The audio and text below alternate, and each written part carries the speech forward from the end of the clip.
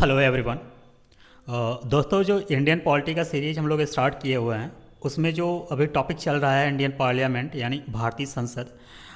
उसमें पिछले वाले लेक्चर में हम लोगों ने राज्यसभा के बारे में थोड़ा सा सवाल को सॉल्व किया था। ओके, यानी मेरे कहने का मतलब है कि पिछले वाले लेक्चर में हम लोगों ने राज्यसभा के जो कॉन्सेप्चुअल पॉइंट थे उनको समझने की कोशिश किया था। इसके अलावा थोड़े बहुत जो यूपीपीएससी में पीवाईक्यूज थे उनको सॉल्व किया था। ओके, तो आज वही राज्यसभा के ही टॉपिक को हम लोग आगे कंटिन्यू करेंगे और आज ये इसका पार्ट 2 है। ओके, यानी आज हम लोग राज्यसभा के जो बचे हुए सवाल हैं उनको सॉल्व करने की कोशिश करेंगे।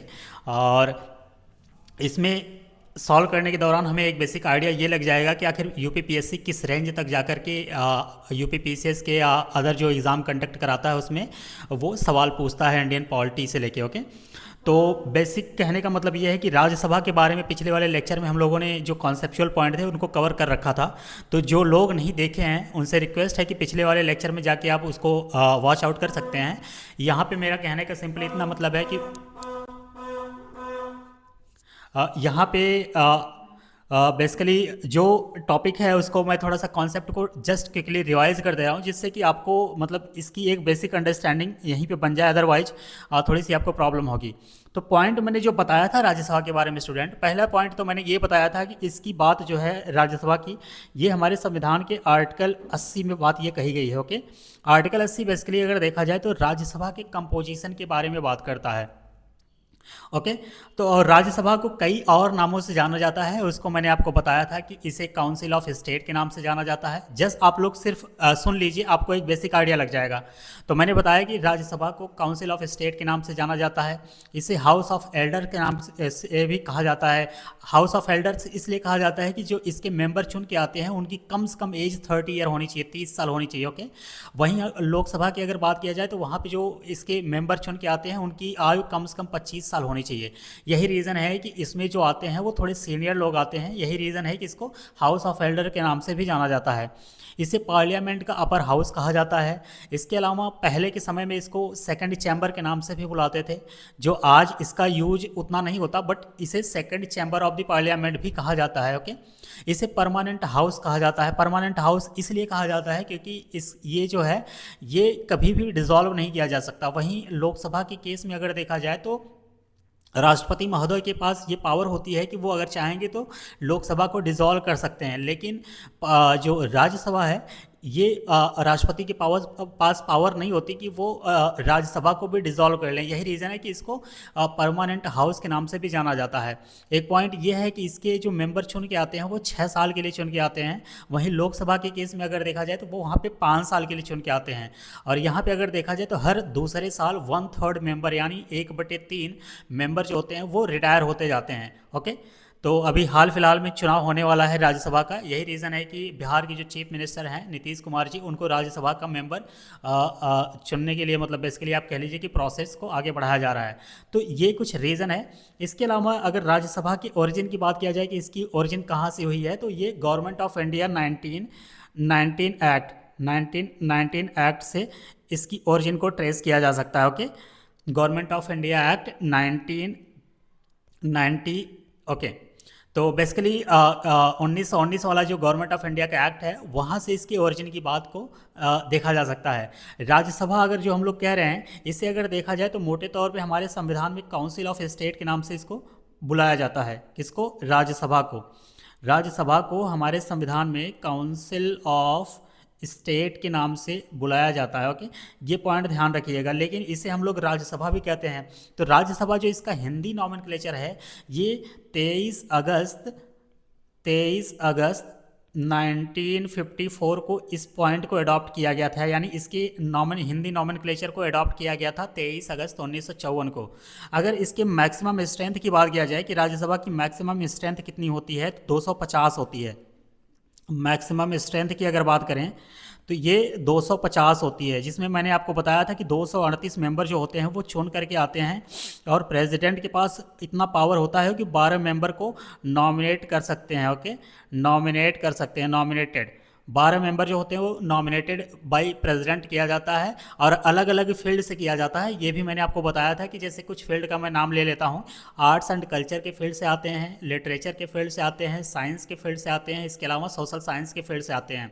ओके, तो 12 मेंबर जो चुन के आते हैं, नॉमिनेट करके आते हैं, बेसिकली कहने का मतलब है जो कि नॉमिनेटेड बाई किसके द्वारा, प्रेसिडेंट महोदय करते हैं इसको, यानी भारत के जो राष्ट्रपति हैं वही 12 मेंबर को नॉमिनेट कर पाते हैं आउट ऑफ 250, यानी जो इसकी मैक्सिमम स्ट्रेंथ है उसमें से 238 मेंबर जो होते हैं वो अलग अलग राज्यों के जो लेजिस्लेटिव असेंबलीज हैं, यानी वहाँ के जो एमएलए होते हैं बेसिकली अगर देखा जाए विधानसभा के, तो उनके द्वारा ये बेसिकली एक इनडायरेक्ट इलेक्शन के द्वारा चुन करके आते हैं। इनका इलेक्शन किस तरीके से होता है तो ये पॉइंट आप ध्यान रखिएगा, ये इनडायरेक्टली चुने जाते हैं, इनडायरेक्ट इनका इलेक्शन होता है, ये पॉइंट आप लोग ध्यान रखिएगा। लेकिन वहीं पे अगर लोकसभा की बात किया जाए तो लोकसभा के केस में वो डायरेक्ट इलेक्शन होता है, यहाँ वहाँ, यानी कहने का मतलब ये है कि वहाँ पे हम लोग डायरेक्ट जाके अपने रिप्रेजेंटेटिव को वोट देते हैं, अगर जो सबसे ज़्यादा वोट पाता है वो चुन करके लोकसभा में जाता है। लेकिन यहाँ के केस में हम लोग राज्यसभा का जब चुनाव होता है तो वहाँ पर हम लोग डायरेक्ट इलेक्शन नहीं करते, यानी हम लोग उसमें पार्टिसिपेट नहीं करते। तो कौन करता है, तो वहाँ पर जो हम लोग एमएलए को चुन के भेजे हैं विधानसभा में, वो उस इलेक्शन में पार्टिसिपेट करते हैं। यही रीज़न है कि उसे हम लोग इनडायरेक्ट इलेक्शन कहते हैं।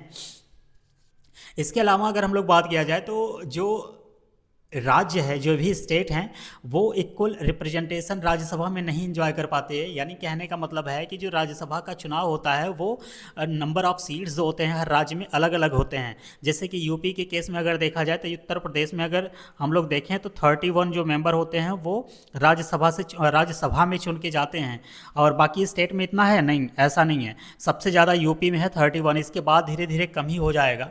क्यों हो जाएगा, क्योंकि ये डिपेंड करता है पॉपुलेशन ऑफ साइज़, यानी जितनी भी पॉपुलेशन होती है किसी राज्य में उसके साइज के बेस पर डिपेंड किया जाता है कि किसी पर्टिकुलर स्टेट में कितना राज्य हम लोग, मतलब पर्टिकुलर स्टेट में कितने मेंबर को हम लोग यहाँ से इलेक्ट करके भेजेंगे। ओके, यही सिनेरियो आप लोकसभा के केस में भी देखेंगे। वहाँ पे अगर देखेंगे तो वहाँ पे जो है यूपी में सबसे ज़्यादा लोकसभा की सीट भी है और सबसे ज़्यादा राज्यसभा में भी इन्हीं की सीट है। वो इसलिए है क्योंकि यहाँ की पॉपुलेशन इस पूरे देश में सबसे ज़्यादा है। ओके, राज्यसभा की अगर बात किया जाए, अगले पॉइंट पे चलें तो राज्यसभा को क्वासी परमानेंट हाउस के नाम से जाना जाता है। इसका ये नाम इसलिए इसे कहा जाता है क्योंकि ये डिसॉल्व नहीं किया जा सकता। मैंने जस्ट अभी कुछ समय पहले ये आपको पॉइंट बताया। और इसके जो मेंबर होते हैं हर दूसरे साल 1/3 रिटायर होते जाते हैं। और अगर इनके मेंबर की बात किया जाए तो ये कितने साल के लिए चुन करके आते हैं, जस्ट मैंने बताया आपको कि वो 6 साल के लिए चुन के आते हैं, 6 ईयर्स के लिए चुन के आते हैं। और उनकी मिनिमम एज कितनी होनी चाहिए, तो वो 30 ईयर्स होनी चाहिए। ये पॉइंट आप लोग ध्यान रखिएगा। जितना भी पॉइंट मैं बता रहा हूँ ये किसी न किसी एग्ज़ाम में आपके आए हुए हैं। ओके, मैं कोई भी बकवास वाली बात यहाँ पे नहीं कर रहा हूँ कि मतलब ऐसे ही आपका टाइम पास करूँ, अपना भी टाइम वेस्ट करूँ, तो ऐसा नहीं है। जो भी मैं पॉइंट बता रहा हूँ ये किसी न किसी एग्ज़ाम में आपको देखने को मिलेंगे। नहीं आए हैं तो आएंगे, ऑब्वियस से बात है कि जितने पॉइंट है मैं बहुत ही चुन चुन के जितने पॉइंट आते हैं एग्ज़ाम पॉइंट ऑफ व्यू से वो मैं यहाँ पर कवर करने की कोशिश कर रहा हूँ। इसके अलावा अगर बात किया जाए कि स्टूडेंट राज्यसभा के जो चेयरमैन होते हैं, चेयरमैन ऑफ राज्यसभा, वो कौन होते हैं, तो वो बेसिकली हमारे देश के उपराष्ट्रपति महोदय होते हैं, यानी वाइस प्रेसिडेंट ऑफ इंडिया जो होते हैं हमारे देश के, वही x official chairman of Rajya Sabha होते हैं। एक पॉइंट इनके केस में और ये ध्यान रखिएगा कि जो उपराष्ट्रपति महोदय होते हैं वो राज्यसभा के मेंबर नहीं होते हैं। ये पॉइंट बहुत इंपॉर्टेंट है, ये याद रखिएगा कि राष्ट्रपति जो उपराष्ट्रपति होते हैं वो राज्यसभा के मेंबर नहीं होते। लेकिन अगर हम लोग यहीं पर अगर देखा जाए डेप्यूटी चेयरमैन की अगर बात करें, डेप्यूटी चेयरमैन की अगर हम लोग बात करें तो यानी ये राज्यसभा के मेंबर होते हैं। ओके, तो चेयरमैन और डिप्टी चेयरमैन की पॉइंट में आप लोग ध्यान रखिएगा कि जो उपराष्ट्रपति होते हैं यही राज्यसभा के एक्स ऑफिशियल चेयरमैन होते हैं और ये राज्यसभा के मेंबर नहीं होते। लेकिन वहाँ पे अगर देखा जाए कि डिप्टी चेयरमैन के बारे में बात किया जाए तो डिप्टी चेयरमैन की अगर बात किया जाए तो वो बेसिकली अगर देखा जाए तो वो राज्यसभा के मेंबर होते हैं। ओके, इसके अलावा हम लोग अगर बात करें तो साल में कम से कम 2 बार मिनिमम की मैं बात कर रहा हूँ कि राष्ट्रपति राज्यसभा की मीटिंग के लिए समन दे सकते हैं। यानी कहने का मतलब ये है कि राज्यसभा की जो मीटिंग होनी चाहिए उनके बीच में मैक्सिमम जो गैप होना चाहिए वो 6 महीने से कम होना चाहिए, यानी 6 महीने से ज़्यादा गैप नहीं होना चाहिए। यानी there must not be a gap of more than 6 month between the last and first meeting of the current session. तो ये पॉइंट ध्यान में रखिएगा। अगर हम लोग क्वालिफिकेशन की बात करें, जो कि राज्यसभा के मेंबर चुन के आते हैं या जो चुनाव लड़ना चाह रहे हैं, क्वालिफिकेशन, उनके क्वालिफिकेशन की अगर हम लोग बात करें कि उनकी क्या योग्यता होनी चाहिए, तो मैंने बताया था आपको कि सबसे पहला पॉइंट तो ये हो जाएगा कि वो सिटीज़न ऑफ इंडिया होने चाहिए। ये आर्टिकल 84 में हमारे संविधान में ये बात कही गई है कि he must be A citizen of India. इसके अलावा अगर दूसरे पॉइंट की हम लोग बात करें तो उनकी आयु कम से कम 30 साल हो जानी चाहिए, यानी वो 30 साल से कम उम्र के हैं तो वो राज्यसभा के इलेक्शन नहीं लड़ सकते हैं, उनको मोर देन 30 ईयर होना चाहिए। तीसरे पॉइंट की अगर हम लोग बात करें तो तीसरा पॉइंट मैंने आपको बताया था कि वो किसी ऑफिस ऑफ प्रॉफिट पे नहीं होने चाहिए, चाहे वो स्टेट गवर्नमेंट की सर्विस हो, चाहे वो सेंट्रल गवर्नमेंट की सर्विस हो, वो किसी सरकारी नौकरी के पद पे नहीं होने चाहिए। इसके अलावा चौथा पॉइंट मैंने आपको ये बताया था कि वो बैंकरप्ट नहीं होने चाहिए, यानी वो लोन लिए हैं तो वो दिवालिया नहीं हो गए होंगे या पे नहीं कर पाए होंगे, ऐसे इंसान को आप कह लीजिए कि वो क्वालिफाइड नहीं होगा राज्यसभा का चुनाव लड़ने के लिए। यही केस आपके लोकसभा में मैंने आपको बताया था। और एक पॉइंट मैंने आपको बताया था कि नोट करके बेसिकली उसमें ये बताया था कि पहले के समय में अगर देखा जाए तो ये होता था कि कोई भी मेंबर, चाहे भारत का कोई भी नागरिक है, वो जहाँ पे उसका वोटर आईडी बना हुआ है, जहाँ पे वो अपना कह लीजिए कि वोट को यूज करता है बेसिकली, तो वहाँ से ही इलेक्शन लड़ सकता था। लेकिन ये आज के समय में अगर देखा जाए तो ये चीज़ ख़त्म हो गई है। आज के समय में भारत का कोई नागरिक इस देश की किसी भी जगह से जाके राज्यसभा का चुनाव लड़ सकता है। यानी कहने का मतलब है कि रेजिडेंस, यानी उसका जो निवास होता है, वो आज के समय में इसेंशियल नहीं है, यानी वो जरूरी नहीं है कि वो कहाँ से चुनाव लड़ रहा है वहाँ का रेजिडेंट हो, ऐसा नहीं है, वो कहीं से भी चुनाव लड़ सकता है। डिपेंड करता है कि वो बेसिकली भारत का नागरिक होना चाहिए। ओके, इसके बाद चेयरमैन, डिप्टी चेयरमैन के बारे में मैंने आपको बता दिया है। पावर और फंक्शन के बारे में ऑलरेडी मैंने आपको बता ही दिया था। तो और कुछ सवाल अभी आएंगे तो वापस वही चीज़ रिपीट होने वाली है। तो ये कुछ बेसिक आइडिया मैंने आपको बता दिया है, जो कि पिछले वाले लेक्चर में मैंने कवर किया था, वहाँ पे थोड़ा सा लिख लिख के बताया था। यहाँ पे मैं थोड़ा सा वर्डली आपको बोल के बता दिया हूँ, इसलिए बता दिया हूँ कि थोड़ा सा मतलब टाइम यहाँ पे कंज्यूम हो जाएगा तो आपको भी अच्छा नहीं लगेगा। ओके, क्योंकि ये रेपिटेशन होगा। मैं जो नए व्यूवर्स हैं, जो नए लोग आज वीडियो देख रहे हैं, ये उनके लिए थोड़ा सा क्विकली मैं एक आप कह लीजिए कि इस टॉपिक को समझने के लिए कुछ बेसिक पॉइंट को यहाँ पे डिलीवर किया हूँ, जिससे कि आपको आसानी से ये टॉपिक, जितने भी सवाल आएंगे उनको सॉल्व करने में आपको कोई दिक्कत ना हो। तो आज का जो टॉपिक है स्टूडेंट, आज के टॉपिक के पहले लेक्चर की तरफ, मतलब पहले सवाल की तरफ हम लोग मूव करते हैं।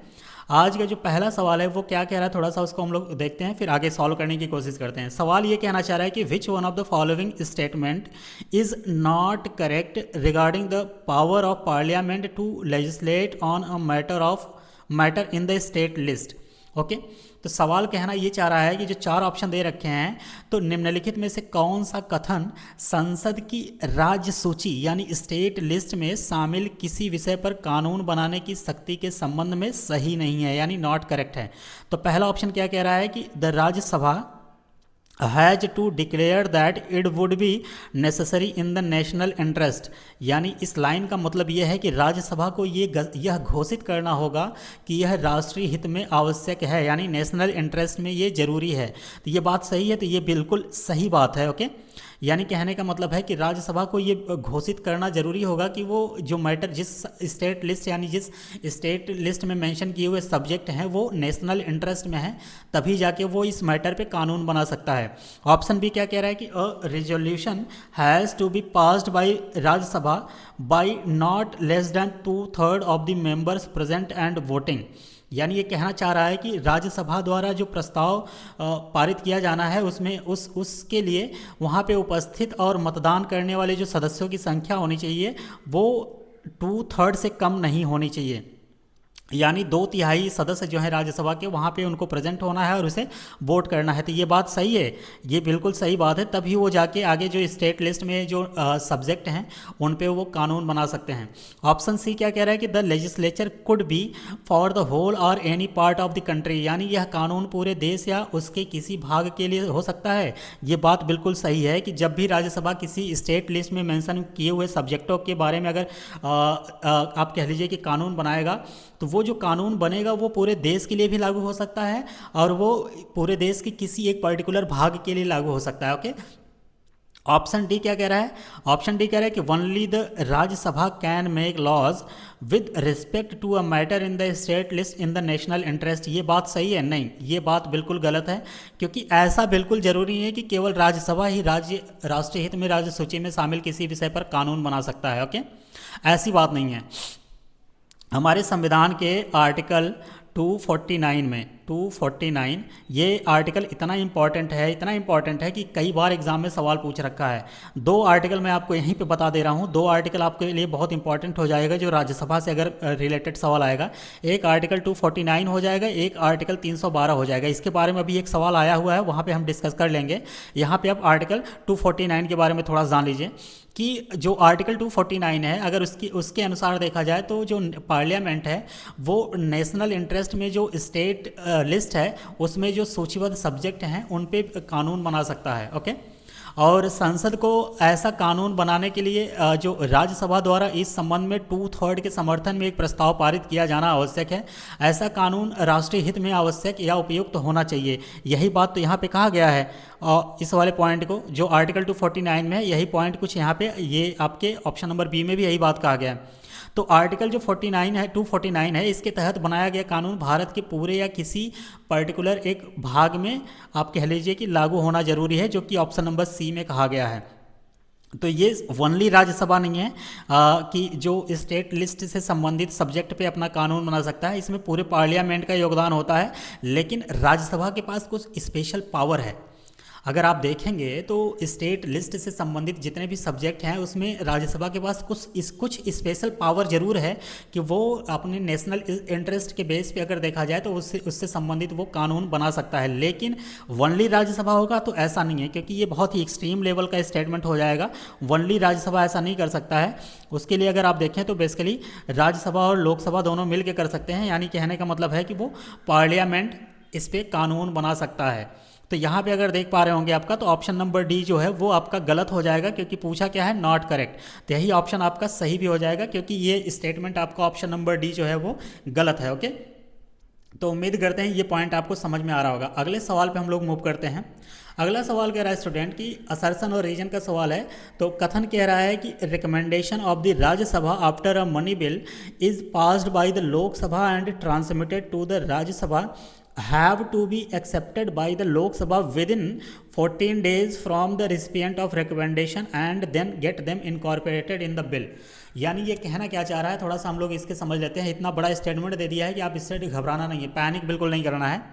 तो असर्सन ये कहना चाह रहा है कि राज्यसभा की जो रिकमेंडेशन है वो लोकसभा द्वारा मनी बिल, यानी जिसे हम लोग हिंदी में धन विधेयक कहते हैं, पारित होने और राज्यसभा को भेजे जाने के बाद लोकसभा द्वारा जो अनुशंसाएं यानी जो रिकमेंडेशन की प्राप्ति तिथि से 14 दिनों के भीतर स्वीकार की जानी चाहिए और फिर उन्हें विधेयक में शामिल किया जाना चाहिए। ये बात सही है? तो ये बात नहीं सही है। क्यों नहीं सही है? तो ये बात मनी बिल की कर रहा है। मैं अभी आपको थोड़ा सा कॉन्सेप्ट बता देता हूँ। मनी बिल की अगर बात किया जाए तो इस पर अगर देखा जाए तो होल पावर या सोल पावर आप कह लीजिए लोकसभा का चलता है। ओके, तो मनी बिल जब भी ये हमारे आर्टिकल 109 में ये बात कही गई है कि मनी बिल को राज्यसभा में प्रस्तुत नहीं किया जा सकता है, तो मनी बिल को सिर्फ और सिर्फ लोकसभा में प्रस्तुत किया जा सकता है। और लोकसभा जब बेसिकली कहने का मतलब ये है कि लोकसभा इसको मनी बिल को राज्यसभा में भेजता है उसके रिकमेंडेशन के लिए, उसकी कुछ अनुशंसाएं होती है उसको प्राप्त करने के लिए। और राज्यसभा के पास जब ये बिल पहुंचता है तो जब वो उसको रिसीव हो जाता है तो उसके 14 दिन के भीतर ही, यानी कितने दिन, 14 डेज, 14 दिन, ये ध्यान रखिएगा, ये डेट बहुत इंपॉर्टेंट है, ये फैक्चुअल सवाल यहाँ से बन सकता है। तो 14 दिन के भीतर ही राज्यसभा को उस मनी बिल पर अपना रिकमेंडेशन, अपनी सहमति, अपनी असहमति जता देनी है। और अगर ऐसा वो नहीं कर पा रहे हैं विद इन 14 डेज, तो ये समझा जाएगा कि ये जो मनी बिल है ये लोकसभा में मतलब आप कह लीजिए कि ऑटोमेटिक पारित हो जाएगा। ऐसा क्यों? क्योंकि जो मनी बिल से रिलेटेड प्रोविजंस हैं वो लोकसभा में इसकी मतलब आप कह लीजिए कि पावर चलती है। तो मनी बिल में अगर देखा जाए तो जो लोकसभा के चेयरमैन होते हैं, जिन्हें हम लोग स्पीकर कहते हैं, स्पीकर महोदय के पास सोल पावर होती है कि वो किसी भी बिल को मनी बिल घोषित कर सकते हैं या उसे मनी बिल नहीं घोषित कर सकते हैं।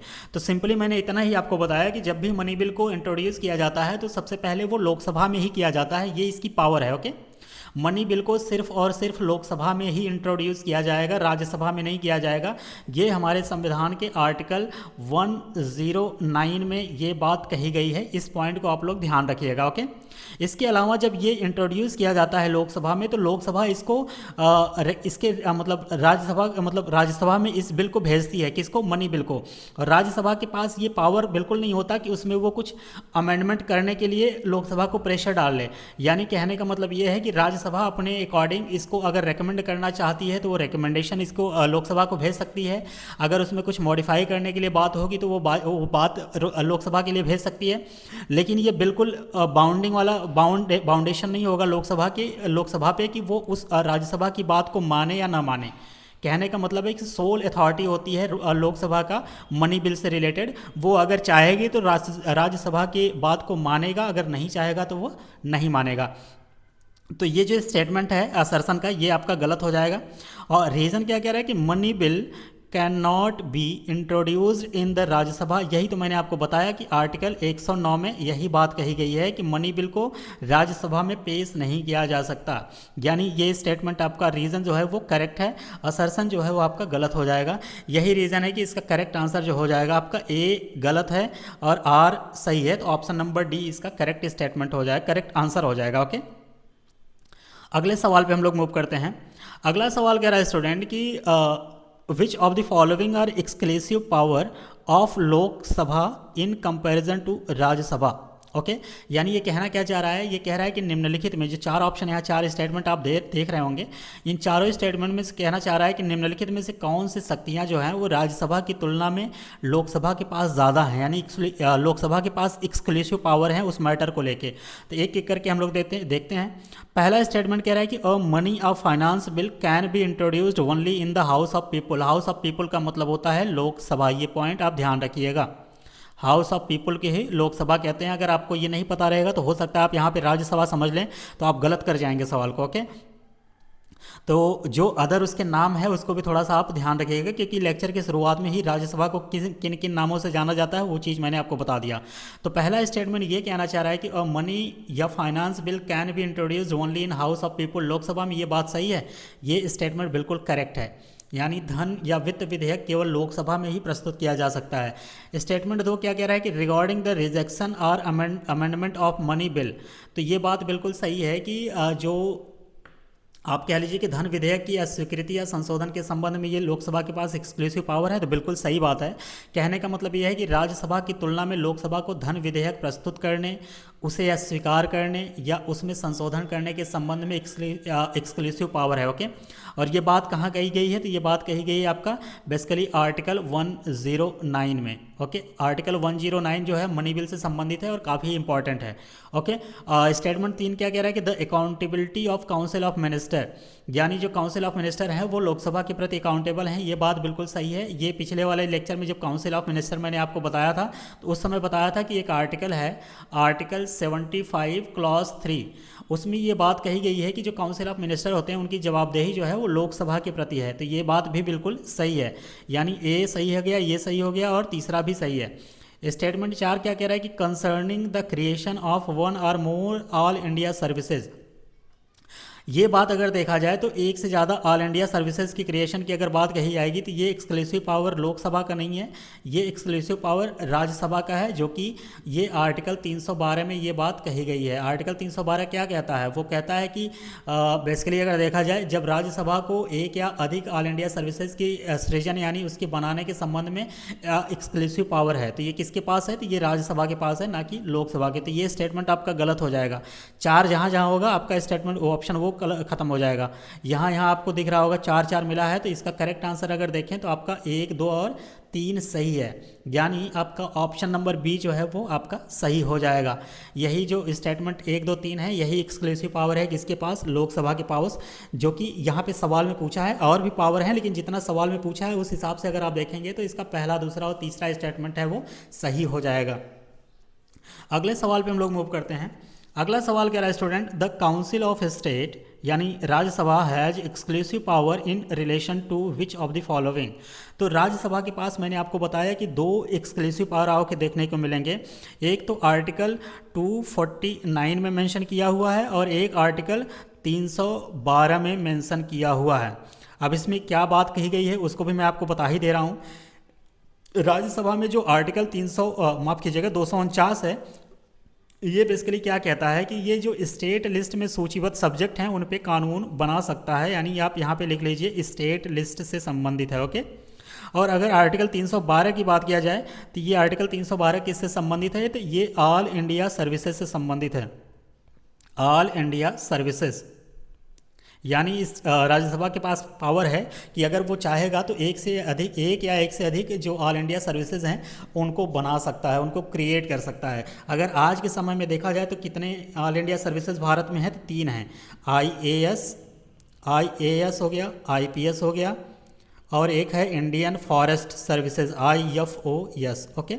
ये 3 जो सर्विसेज हैं भारत में अभी वो ऑल इंडिया सर्विसेज हैं। बाकी जितने भी हैं या तो वो स्टेट लेवल की सर्विसेज हैं या तो वो सेंट्रल लेवल की सर्विसेज हैं, वो ऑल इंडिया सर्विसेज की कैटेगरी में नहीं आते। तो अब हम लोग सवाल पे मूव करते हैं। सवाल कह रहा है कि द काउंसिल ऑफ स्टेट यानी Rajya Sabha has the exclusive power in relation to which of the following. Option ये क्या कह रहा है, ऑप्शन ए कह रहा है to initiate proceeding for the removal of president. ऐसी बात नहीं है। अगर रिमूवल ऑफ प्रेसिडेंट की बात किया जाए तो सिर्फ एक्सक्लूसिव पावर राज्यसभा के पास नहीं है, इसमें आपके लोकसभा के पास भी पावर आपको देखने को मिलेगा। तो पहला वाला तो ऑप्शन आपका नहीं होगा। ओके।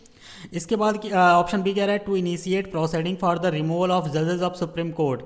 ऐसी बात नहीं है, ये दोनों के पास होना चाहिए, लोकसभा और राज्यसभा के पास। जब भी सुप्रीम कोर्ट के जजेस को रिमूव किया जाता है तो दोनों हाउस से यानी लोकसभा से और राज्यसभा के पास से ये पारित होगा, तभी वो प्रेसिडेंट के पास जाएगा, तभी वो राष्ट्रपति महोदय उस जज को रिमूव कर सकते हैं।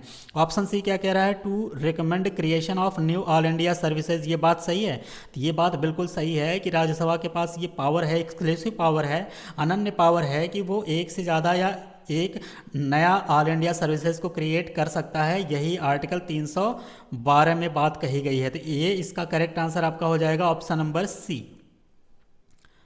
अगले सवाल पे हम लोग चलते हैं। अगला सवाल कह रहा है स्टूडेंट कि which one of the following pairs of state has equal representation in council of state. कहने का मतलब ये है, ये कहना चाह रहा है कि राज्यसभा में वो इन चारों ऑप्शन में से वो कौन सा पेयर है जिसमें कि इक्वल रिप्रेजेंटेशन ऑफ का मतलब मेंबर्स होने चाहिए। यानी कहने का मतलब है कि इन चारों ऑप्शन में से वो कौन सा पेयर है जहाँ पे राज्यसभा में एक बराबर जो मेंबर हैं राज्यसभा के चुन के जाते हैं। तो एक एक करके हम लोग देखते हैं। पहला ऑप्शन जो कह रहा है वो आंध्र प्रदेश और महाराष्ट्र की बात कर रहा है। तो ये सवाल है 1999 का। ओके। तो उस समय जब था तो आंध्र प्रदेश अकेले था। आज के समय में अगर देखा जाए तो इसमें से तेलंगाना अलग हो गया है। तो जब ये सवाल पूछा था तो उस समय आंध्र प्रदेश था, तो उस समय आंध्र प्रदेश अकेले 18 सीट अपने पास रखता था राज्यसभा का। लेकिन अगर आज के केस में देखा जाए तो ये सीट नंबर जो है वो घट के 11 हो गई है। यानी अब आंध्र प्रदेश में 11 सीट है और तेलंगाना में 7 सीट राज्यसभा की चली गई है। ओके। तो ये पॉइंट ध्यान रखिएगा। तो आंध्र प्रदेश में अगर आज के सिनेरियो में देखा जाए तो 11 है, पहले के सिनेरियो में 18 था। ओके। तो ये पॉइंट आप लोग ध्यान रखिएगा। महाराष्ट्र की अगर बात करें तो महाराष्ट्र में अगर आप देखेंगे तो ये आपका 19 सीट है, आज भी 19 ही सीट है। ओके। तो आंध्र प्रदेश का मैंने आपको बता दिया कि 2014 से पहले जब तेलंगाना नहीं बना था तो उस समय वहाँ पे 18 सीट था राज्यसभा में, लेकिन आज के केस में वहाँ पे 11 सीट है और 7 सीट चला गया है तेलंगाना के पास। तमिलनाडु की अगर बात किया जाए तो तमिलनाडु में आज के समय में 18 सीट है। ओके।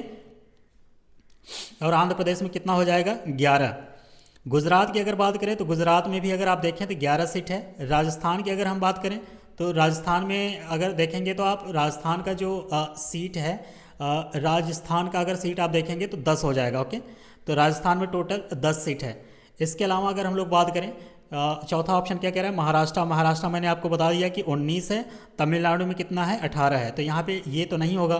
क्यों नहीं होगा, क्योंकि दोनों के अलग अलग नंबर हैं। सवाल क्या पूछा है कि वो कौन सा पेयर है जिसमें समान राज्यसभा के मेंबर हैं। ओके। गुजरात में 11 हैं, राजस्थान में 10 हैं, तो ये भी नहीं होगा।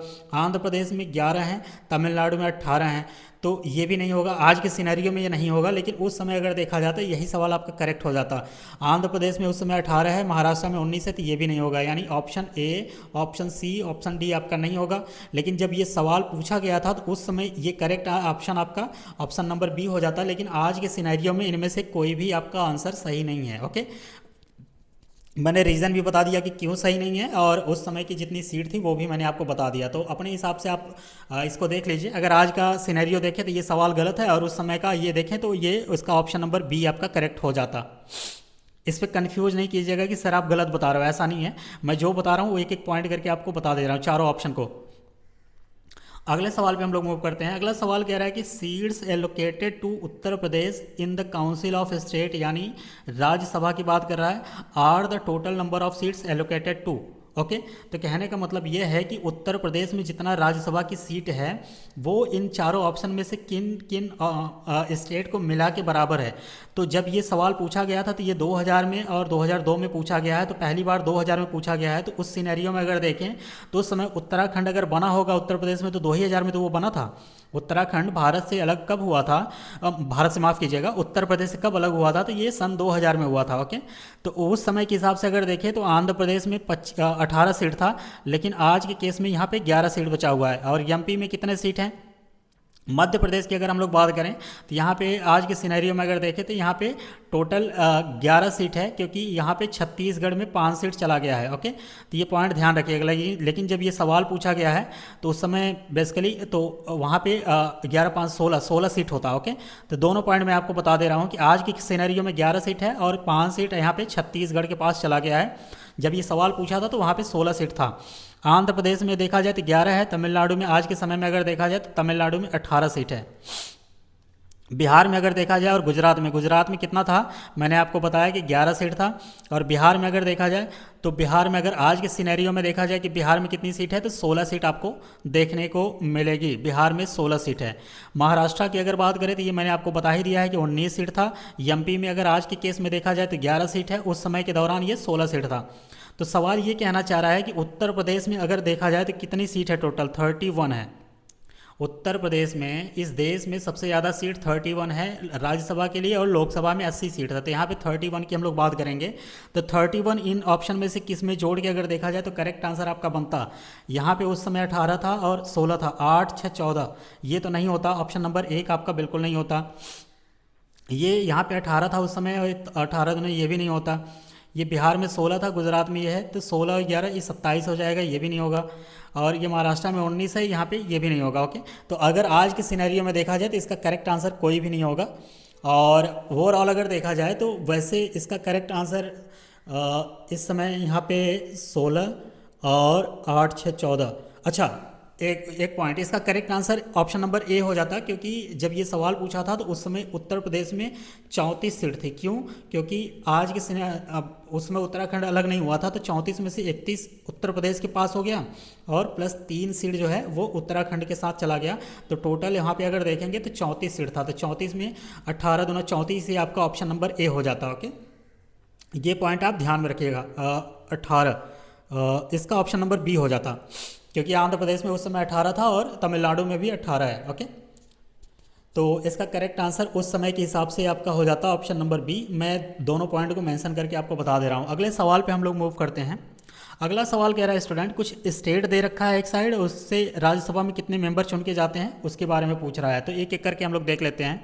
तो पहला ऑप्शन कह रहा है राजस्थान। राजस्थान की अगर बात करें तो यहाँ पे 10 सीट है आज के समय में राज्यसभा में।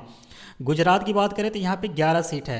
कर्नाटका की बात करें तो यहाँ पे 12 सीट है। और पंजाब की बात करें तो यहाँ पे 7 सीट है, यानी तेलंगाना के बराबर है। तो एक एक करके हम लोग मैच करा लेते हैं। राजस्थान में 10 सीट है, तो यानी एक का एक से मैच कराइए, तो ये हुआ, यानी ऑप्शन नंबर बी और ऑप्शन नंबर डी आपका चला गया। गुजरात में अगर 11 देखें तो बी को 3 से मैच करा दीजिए, तो बी का 3 कहाँ पे है, ऑप्शन नंबर ए में। इसका करेक्ट आंसर हो जाएगा ऑप्शन नंबर ए। अगले सवाल पे हम लोग मूव करते हैं। अगला सवाल कह रहा है स्टूडेंट, सेम पैटर्न पे सवाल आ रहा है। गुजरात हो गया, कर्नाटका हो गया, केरला हो गया, उड़ीसा। तो गुजरात में कितने सीट हैं? गुजरात में मैंने आपको बताया 11 सीट है। कर्नाटका में कितनी सीट है? तो कर्नाटका का मैंने आपको बताया 12 सीट है। केरला में कितना सीट है? तो यहाँ पे 9 सीट है। उड़ीसा में कितना सीट है? तो यहाँ पे 10 सीट है। एक एक करके हम लोग मैच कराते हैं।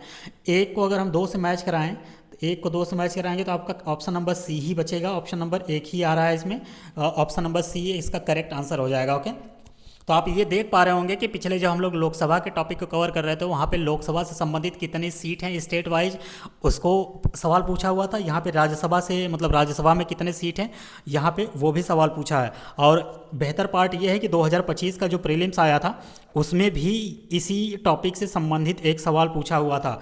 तो आज हो सकता है कि शाम तक मैं आपको एक लिस्ट प्रोवाइड करा दूं जो कि राज्यसभा और लोकसभा में कितनी सीट है आज के सिनेरियो में, वो आपके पास मतलब एक वीडियो बना के मैं बहुत छोटा सा वीडियो बना के आपको प्रोवाइड कर दूंगा। आप लोग उसको देख के याद करने की कोशिश कीजिएगा या आप उसको नोट्स बना लीजिएगा, क्योंकि एग्ज़ाम से पहले उसको रिवाइज करके जाइएगा, क्योंकि ये टॉपिक आपके लिए इंपॉर्टेंट हो जाएगा। अगले सवाल पे हम लोग मूव करते हैं। अगला सवाल कह रहा है कि स्टूडेंट की which among the following state has the lowest number of elected members in the Rajya Sabha. यानी इनमें से पूछ रहा है कि निम्नलिखित में से किस राज्य में राज्यसभा में निर्वाचित सदस्यों की संख्या सबसे कम है, यानी लोवेस्ट की बात कर रहा है। तो छत्तीसगढ़ में अगर देखा जाए तो छत्तीसगढ़ में 5 सीट है। हिमाचल प्रदेश की अगर बात किया जाए तो हिमाचल प्रदेश में 3 सीट है। और झारखंड की अगर बात करें तो झारखंड में आज के समय में 6 राज्यसभा की सीट है। जम्मू कश्मीर की बात करें तो 4 है। ओके, तो पूछा क्या है लोवेस्ट, इनमें से कौन सा सबसे कम है, तो हिमाचल प्रदेश ही आपको दिख रहा होगा। तो ऑप्शन नंबर बी जो है इसका करेक्ट आंसर हो जाएगा। लोवेस्ट जो सीट है राज्यसभा में इन चारों ऑप्शन में वो आपका हिमाचल प्रदेश हो जाएगा, जहाँ पे 3 सीट आपको देखने को मिलेगा। ऑप्शन नंबर बी है। अगले सवाल पे चलते हैं। अगला सवाल कह रहा है कि the union territories get representation in, यानी जो यूटीज़ है केंद्र शासित प्रदेश है, get representation in Lok Sabha Rajya Sabha both house of the parliament none of these. तो मैंने आपको बताया था कि जो यूनियन टेरेटरीज़ है ये बिल्कुल ज़रूरी नहीं है कि वो सिर्फ लोकसभा के ही उसके पास मेंबर होंगे, उसके पास राज्यसभा के भी मेंबर आपको देखने को मिल सकते हैं। जैसे अगर एग्जांपल के तौर पर मैं आपको बताऊं तो राज्यसभा में अगर देखा जाए, राज्यसभा में तो दिल्ली से 3 सदस्य आपको देखने को मिलेंगे, और पुदुचेरी से आपको 1 सदस्य देखने को मिलेगा, पुदुचेरी से 1 सदस्य आपको देखने को मिलेगा, और जम्मू और कश्मीर से आज के समय में जेएनके क्या है आपका यूटीज़ है, यहाँ से आपको 4 मेंबर देखने को मिलेंगे। कहाँ पे, ये राज्यसभा में, और बाकी अलग अलग लोकसभा में भी सीट देखने को मिलेगा। तो यही रीज़न है, इसका करेक्ट आंसर हो जाएगा आपका both houses of the parliament, यानी जो यूनियन टेरेटरीज़ है केंद्र शासित प्रदेश है वो हमारे पार्लियामेंट के दोनों सदनों में अपने अपने मेंबर को भेजता है। ओके, राज्यसभा में यही सिर्फ 3 जो यूटीज़ हैं वो भेजते हैं, बाकी लोकसभा में और जितने यूटीज़ हैं वो भी अपने अपने मेंबर को, अपने अपने रिप्रेजेंटेटिव को पार्लियामेंट में भेजते हैं। तो इसका करेक्ट आंसर हो जाएगा option number C, both houses. अगला सवाल क्या कह रहा है स्टूडेंट, देखते हैं। The chairman of council of state यानी राज्यसभा इज, तो जो राज्यसभा के चेयरमैन हैं मैं आपको बताया था कि वाइस प्रेसिडेंट होते हैं। तो सवाल इसमें पूछना क्या चाह रहा है कि the chairman of council of state Rajya Sabha is, पहला ऑप्शन कह रहा है अपॉइंटेड बाय प्रेसिडेंट, अपॉइंट होते हैं प्रेसिडेंट के द्वारा, नहीं ये तो नहीं होगा। Elected by parliament, elected by parliament होते हैं, ये बिल्कुल सही बात है, तो नहीं ये इलेक्टेड पार्लियामेंट नहीं होते। वाइस प्रेसिडेंट तो बिल्कुल सही बात है कि पार्लियामेंट के मेंबर के द्वारा इलेक्ट तो किए जाते हैं, लेकिन वो चेयरमैन होते हैं तो वो पार्लियामेंट के इलेक्टेड के थ्रू नहीं होते हैं। क्यों? क्योंकि वाइस प्रेसिडेंट जो होते हैं वो एक्स ऑफिशियो चेयरमैन होते हैं, ये बात बिल्कुल सही है, ये पॉइंट मैंने आपको बताया था। तो इसका करेक्ट आंसर हो जाएगा आपका ऑप्शन नंबर सी, जो चेयरमैन ऑफ राज्यसभा होते हैं जिन्हें हम लोग वाइस प्रेसिडेंट यानी उपराष्ट्रपति कहते हैं, वो जो राज्यसभा के एक्स ऑफिशियो चेयरमैन होते हैं, ये बात बिल्कुल सही है। ऑप्शन नंबर सी इसका करेक्ट आंसर हो जाएगा। अगले सवाल पे हम लोग मूव करते हैं। अगला सवाल कह रहा है स्टूडेंट कि in which house is the presiding officer is not a member of that house. मैंने लेक्चर के स्टार्टिंग में ही आपको बता दिया कि राज्यसभा वो हाउस है जहाँ पे चेयरमैन जो होते हैं वो वाइस प्रेसिडेंट ऑफ इंडिया होते हैं, जो कि किसी भी हाउस के मेंबर नहीं होते, यानी कोई भी मतलब वो राज्यसभा के मेंबर नहीं होते। तो इसमें से देखा जाए पहला ऑप्शन ही आपका करेक्ट आंसर हो जाएगा, क्योंकि राज्यसभा के जो चेयरमैन होते हैं वो राज्यसभा के मेंबर नहीं होते, लेकिन जो लोकसभा के चेयरमैन होते हैं जिनको हम लोग स्पीकर बोलते हैं, आज के केस में देखा गया तो ओम बिरला जी हैं जो कि राजस्थान से एमपी चुन करके आए हैं, तो लोकसभा के वो मेंबर हैं। ओके, विधानसभा की बात किया जाए तो यहाँ पे भी वो केस चलता है कि वो विधानसभा के मतलब मेंबर होने चाहिए। विधान परिषद की बात किया जाए तो ये हर स्टेट में विधान परिषद नहीं है। अगर आज के समय में देखा जाए तो 6 स्टेट ऐसे हैं जहाँ पे विधान परिषद है। जैसे ही विधान परिषद का टॉपिक आएगा तो वहाँ पे इस टॉप पॉइंट को हम लोग कवर करने की कोशिश करेंगे। तो आपका करेक्ट आंसर हो जाएगा राज्यसभा, क्योंकि इसके जो चेयरमैन होते हैं वो इसके मेंबर नहीं होते हैं। अगले सवाल पे हम लोग मूव करते हैं। अगला सवाल कह रहा है कि in which year was Rajya Sabha constituted for the first time. कहने का मतलब ये है कि राज्यसभा का गठन पहली बार किस वर्ष हुआ था। यानी अगर राज्यसभा के गठन की बात किया जाए, गठन यानी कब ये कॉन्स्टिट्यूट किया गया था, तो ये किया गया था 3 अप्रैल 1952 को। 3 अप्रैल 1952 को राज्यसभा का गठन किया गया था। तो इसका करेक्ट आंसर हो जाएगा 1952 है, तो ऑप्शन नंबर सी। ओके, एक पॉइंट और आप ध्यान रखिएगा इसके अलावा कि राज्यसभा की जो पहली बैठक हुई थी, पहली बैठक वो कब हुई थी, तो वो हुई थी 13 मई 1952 को। ये पॉइंट आप ध्यान में रखिएगा, 13 मई 1952 को हुई थी पहली बैठक। और राज्यसभा का गठन कब हुआ था, गठन यानी कब ये कॉन्स्टिट्यूट किया गया था, कब इस्टेब्लिश किया गया था, 3 अप्रैल 1952 को। ये ईयर आप लोग ध्यान रखिएगा। ओके, इसके अलावा मैंने आपको शुरुआत में ही एक पॉइंट बता दिया था कि इसके हिंदी नॉमेनक्लेचर को कब अडॉप्ट किया गया था, तो उम्मीद करते हैं कि आपको याद होगा। तो इसका हिंदी जो नॉमेनक्लेचर है वो कब अडॉप्ट किया गया था, तो वो आपका किया गया था 23 अगस्त 1954 को। 3 डेट आप ध्यान में रखिएगा, तीनों डेट मैंने आपको बता दिया। ये क्या है, Hindi nomenclature, Hindi nomenclature of council of nomenclature of council of state, यानी काउंसिल ऑफ स्टेट जो हमारे संविधान में कहा जाता है, जिसे हम लोग हिंदी में राज्यसभा बोलते हैं। यही जो राज्यसभा नाम है वो कब अडॉप्ट किया गया था, तो 23 अगस्त 1954 को। तो ये तीनों ईयर आप लोग ध्यान रखिएगा। इसका करेक्ट आंसर आपका हो जाएगा ऑप्शन नंबर सी, 1952। तो उम्मीद करते हैं स्टूडेंट ये लेक्चर आपको अच्छा लगा होगा, ये सीरीज अच्छी लग रही होगी। तो आज एक वीडियो मैं छोटा सा अपलोड कर दूंगा आप लोगों के लिए। वो किससे संबंधित होगा, वो होगा कि लोकसभा और राज्यसभा में, लोकसभा एंड राज्यसभा का जो स्टेट से रिलेटेड सीट एलोकेशन है, सीट एलोकेशन और ये कैसा होगा, ये स्टेट वाइज होगा। यानी स्टेट वाइज हर राज्य में कितने लोकसभा में मेंबर चुने जाते हैं और कितने राज्यसभा में मेंबर चुने जाते हैं। ये यूपी पीसीएस का one of the favourite topic हो जाएगा इंडियन पॉलिटी में। अक्सर सवाल देखने को मिलता है और ये सवाल 2025 में भी यूपी पीसीएस के प्रीलिम्स में आ चुका है। तो इसको एक छोटा सा वीडियो मैं आपको बना दूंगा और दोनों को एक ट्रिक के थ्रू आपको समझाने की कोशिश करूँगा कि किसको आप किस तरीके से आप इसको याद कर सकते हैं या याद रख सकते हैं। ओके, तो ये वीडियो आज हम अपनी तरफ से थोड़ा एक्स्ट्रा एफर्ट लगा के आपको प्रोवाइड कर दूंगा। शाम तक का प्लीज़ वेट कीजिएगा उसको। तो उम्मीद करते हैं कि ये सीरीज़ आपको अच्छी लग रही होगी और मिलते हैं अब हम अगले लेक्चर में किसी मतलब पार्लियामेंट से जो बचे हुए टॉपिक हैं उनके PYQs को लेके। ओके, तब तक के लिए यहाँ तक आप सभी लोग बने रहे, इसके लिए बहुत बहुत धन्यवाद।